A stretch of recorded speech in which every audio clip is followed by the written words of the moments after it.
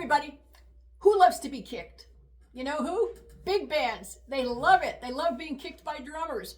And the last couple of months, I've been working with some outstanding collegiate and high school groups, and even with my own students and at a couple of workshops, this subject has come up over and over and over and over. How do you kick a big band? And what does that even mean?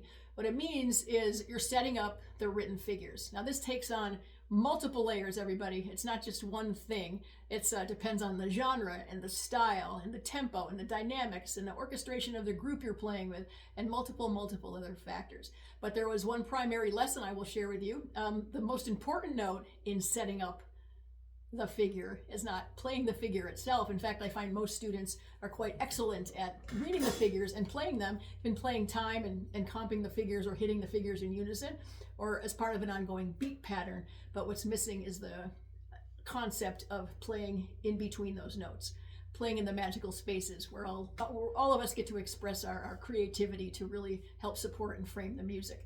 So to me, the most important note in setting up a figure, regardless of the context, is the note before the written figure or in between the figures. And you always have a choice of playing one note or a million notes, however many notes that you can fit in that are artistically appropriate for the style and the tempo and the dynamics and all the other things we just talked about. So if you haven't ever thought about this, let me give you the primary foundational lesson for this. So let's pretend the band is playing consecutive quarter notes. Doesn't matter what kind of band it is. If you want to set up the quarter notes, here's an example. Most students can play the quarter notes, right?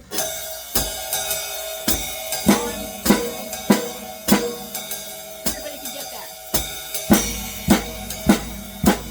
Right? So that might be cool. If you want to add a little bit more excitement, energy, and propulsion to that, again, context is important, but this is a lesson.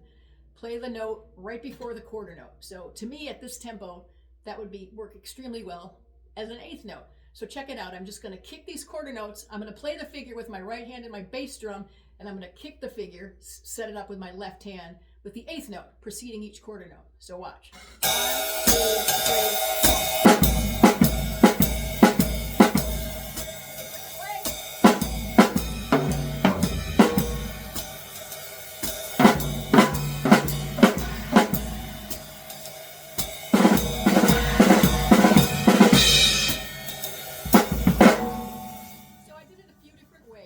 My fill was one beat, sometimes just half a beat. I could take 4 measures to get to that point, to get to that eighth note right before the quarter note I'm trying to kick. It doesn't matter. You aim for that note with precision. One of the most famous drum fills in the world, I think Papa Joe Jones did it. The Basie band played va-da-da-da-da-da, and he played 4, va-da-da, 1 and 2 and 3, 4, 1. Great fill. There's 2 quarter notes for the drummer to do some magic, and those two quarter notes were perfect. So context is something that's very important to consider, but basically whatever you do in between the written notes really has to make sense and frame those figures based on all those musical factors we talked about. Ted Reed book, so many figures to kick. John Riley's book, The Art of Bop Drumming, great place to start. Louis Bellson, Modern Reading Text, and 4/4, the Odd Meter book, all great resources. And if you want to know more about kicking, I know a lot. So happy to share with you. Let me know and I'll do some more lessons. All right, bye-bye.